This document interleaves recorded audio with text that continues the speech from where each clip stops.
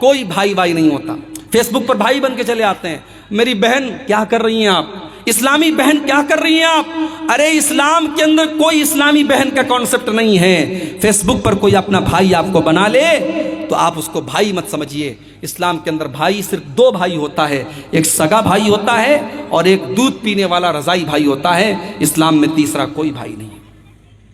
ارے اسلام تو وہ مذہب ہے جو خالہ کی لڑکی, ماموں کی لڑکی, چاچا کی لڑکی, پھوپھی کی لڑکی, ان کو بھی اسلام یہ کہتا ہے تمہاری بہن نہیں ہے اور تم ان کے بھائی نہیں ہو. ماموں کی لڑکی سے شادی ہو سکتی ہے, خالہ کی لڑکی سے شادی ہو سکتی ہے, پھوپھی کی لڑکی سے شادی ہو سکتی ہے. یہ سب غیر محرم ہے تمہارے لیے. اس لیے اپنی لڑکیوں کو جب وہ جوان ہو جائیں ان کو سمجھاؤ کہ دیکھو خالہ کے لڑکے سے زیادہ فرینک مت ہونا, ماموں کے لڑکے سے زیادہ فرینک مت ہونا, چاچا کے لڑکے سے زیادہ ہنسی مذاق مت کرنا. تم جوان ہو چکی ہو, اس سے پردہ کرنا ہے تمہیں, وہ تمہارے لیے غیر محرم ہے. یہ تعلیم اپنی قوم کی بیٹیوں کو دو میرے بھائیوں. اسلام بڑا سخت ہے اس معاملے میں. آج افسوس ہوتا ہے کتنے گھروں میں جوائنٹ فیملی سسٹم ہے, بھابھی اسی کمرے میں رہتی ہے, دیور آتا ہے اکیلے میں بھابھی کے ساتھ ہنسی مذاق کرتا ہے. اور ہمارے انڈیا میں ایک کانسیپٹ ہے کہ صاحب بھابھی جو ہے وہ ماں کے سامان ہوتی ہے. یہ اسلام کا کلچر نہیں ہے کہ بھابھی ماں کے سامان ہوتی ہے. اسلام کا کانسیپٹ یہ ہے کہ دیور اور جیٹ اپنی بھابھی کے لیے موت ہے. اگر آپ کے گھر میں جوائنٹ فیملی سسٹم بھی ہے تو ایسا ماحول پیدا کیجئے. میری بہنوں, میری ماؤں, اگر آپ کسی کی بھابھی ہیں اور آپ کا کوئی دیور ہے اور دیور جوان ہے تو ایک لمٹ رکھیے, بیچ میں ایک لمٹ رکھیے, اس کو کراس مت کرنے دیجئے. اپنے دیور کو ہنسی مذاق کی ایک سیما بنائیے, بات چیت کی ایک حد بنائیے. اس کو اپنے کمرے میں اکیلے میں انٹری کرنے مت دیجئے. اس کو سمجھا دیجئے, بتا دیجئے کہ تو میرے لیے غیر محرم ہے, تیرا مجھ سے اس طریقے سے بات کرنا مناسب نہیں. آج کتنی بھابیاں ہیں دیور کے سامنے جیسے تیسے کپڑا پہن کے بیٹھی ہیں. ارے اسلام تو وہ دین ہے, اپنے سگے بیٹے کے سامنے بھی ماں کو اس بات کی اجازت نہیں ہے کہ اپنا دوپٹہ جیسے چاہے ویسے رکھ لے.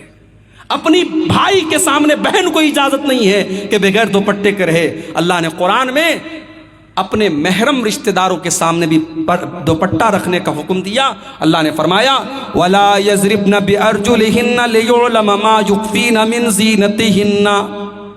اے مسلمان عورتوں, وَلْيَضْرِبْنَ بِخُمُرِهِنَّ عَلَى جُيُوبِهِنَّ, اپنے بیٹے کے سامنے, اپنے باپ کے سامنے, اپنے سسر کے سامنے, اپنے بھائی کے سامنے, اپنے بھانجے کے سامنے, اپنے بھتیجے کے سامنے بھی اپنا دوپٹہ ہمیشہ اپنے سینے پر رکھا کرو. تمہارا دوپٹہ تمہارے گریبان پر ہونا چاہیے. یہ نہ ہو کہ جہاں تہاں تم اپنا دوپٹہ رکھ لو. اسلام نے, قرآن نے دوپٹہ رکھنے کا طریقہ بھی قرآن کے اندر بتایا ہے. او میری پیاری ماں بہنوں, کتنی عورتیں شوہر سے کبھی ڈھنگ سے بات نہیں کرتی ہیں, لیکن وہی جب موبائل پر ریچارج کروانے دکان پہ جاتی ہیں بڑے پیار سے بات کرتی ہیں. مارکیٹ میں سامان لینے جاتی ہیں دکاندار سے بڑے پیار سے بات کرتی ہیں. شوہر سے ہمیشہ بدتمیزی سے بات کی, شوہر کو کبھی محبت سے پیار سے مخاطب نہیں کیا, اور باہر والوں کو بڑے پیار سے باتیں کیا کرتی ہیں. او میری پیاری ماں بہنوں, ایک غیر محرم مرد سے ایک مسلمان عورت کو اگر بات کرنا پڑ جائے تو قرآن میں اس کا بھی طریقہ بتایا گیا. اللہ نے فرمایا فَلَا تَخْضَعْنَ بِالْقَوْلِ فَيَطْمَعَ الَّذِي فِي قَلْبِهِ مَرَضٌ. اے مسلمان عورتوں, جب تمہیں کسی غیر محرم سے بات کرنا پڑ جائے تو تمہاری آواز کے اندر لچک نہیں ہونی چاہیے, تمہاری آواز کے اندر مٹھاس نہیں ہونی چاہیے, تمہاری آواز کے اندر کشش نہیں ہونی چاہیے. تم کڑک انداز میں بات کرو, تم ٹو دا پوائنٹ بات کرو, تم سخت انداز میں بات کرو, اور لیکن جو بات کرو صحیح بات کرو, گالی گلوچ سے بدتمیزی سے بات مت کرو. یہ ہے اسلام. اس لیے اس پر ہمیں اور آپ کو توجہ دینے کی ضرورت ہے. میں اپنی بہنوں سے کہنا چاہوں گا کہ اسلام کی ان تعلیمات کو اپناؤ, اپنے لباس کو اسلامی لباس بناؤ. آج افسوس کی بات ہے ایسے کپڑے مسلمان گھروں میں پہنے جا رہے ہیں, ایسی ساڑیاں مسلمان عورتیں پہن رہی ہیں, ایسے کپڑے مسلمان لڑکیاں پہن رہی ہیں جن کپڑوں سے ان کا شریر جھلکتا ہے, جو ٹرانسپیرنٹ کپڑے ہیں. پوری آستین نظر آ رہی ہے, پوری پیٹ نظر آ رہی ہے, پورا پیٹ نظر آ رہا ہے, سینہ نظر آ رہا ہے, جسم کے اعضاء نظر آ رہے ہیں. یہ بےہودگی, یہ بدتمیزی, یہ بے حیائی آج مسلمان لڑکیوں کے اندر بھی پیدا ہو رہی ہے. اور مجھے تو حیرت ہوتی ہے اس بھائی کے اوپر جو اپنی بہن کے لیے ایسا کپڑا پسند کرتا ہے, اس شوہر کے اوپر جو اپنی بیوی کے لیے ایسا کپڑا پسند کرتا ہے, اس باپ کے اوپر جو اپنی بیٹی کے لیے ایسا کپڑا پسند کرتا ہے. اگر آپ کی بیٹی 7 سال کی ہو گئی، 10 سال کی ہو گئی، اس کو چھوٹے چھوٹے کپڑے پہنانا بند کر دو. اس کے دماغ میں ڈالو کہ وہ مسلمان لڑکی ہے، اس کو پورا ڈریس پہناؤ. جب وہ گھر سے نکلے تو پورے کپڑے میں نکلے، تاکہ جب وہ 18 سال کی ہو جائے، 20 سال کی ہو جائے، تب اس کو یہ سمجھ میں آ جائے کہ مجھے کیا پہننا ہے. اس کی ٹریننگ میرے پیارے بھائیو 8 اور 10 سال کی عمر سے آپ کو کرنا ہے. اگر آپ نے 8-10 سال کی عمر میں اس کو چھوٹے چھوٹے کپڑے پہنائے تو 18 سال کے ہونے کے بعد بھی وہ چھوٹے کپڑے ہی پہنے گی. اور آج ایسے کپڑے عام ہیں جن کپڑوں کے بارے میں اللہ کے نبی نے فرمایا تھا کہ جہنمی عورتوں کا کپڑا ہے. وہ کپڑا پہننے والی عورتیں جہنمی ہوں گی.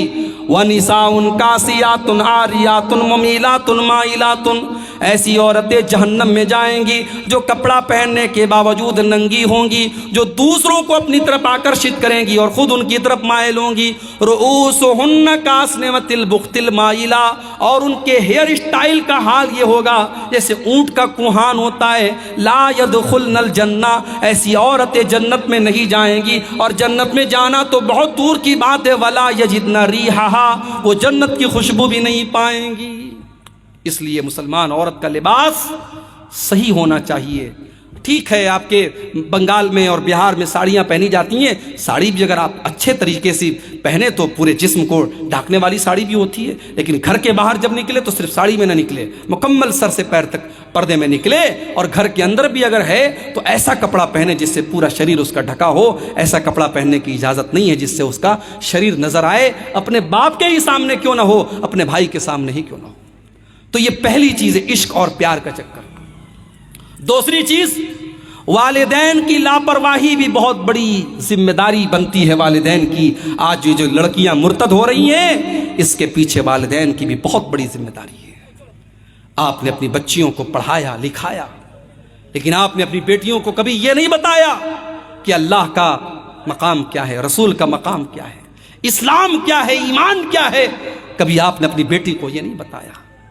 میری پیاری بہنوں، آج پرائمری سے لے کر ہائی اسکول تک، انٹر تک، گریجویشن تک آج تم پڑھائی کر لیتی ہو، لیکن اللہ کے بارے میں کچھ نہیں پتا، رسول کے بارے میں کچھ نہیں پتا، ایمان کے بارے میں کچھ نہیں پتا، غسل کا طریقہ تک نہیں معلوم، وضو کا طریقہ تک نہیں معلوم، پاکی کے بارے میں نہیں معلوم، ناپاکی کے بارے میں نہیں معلوم.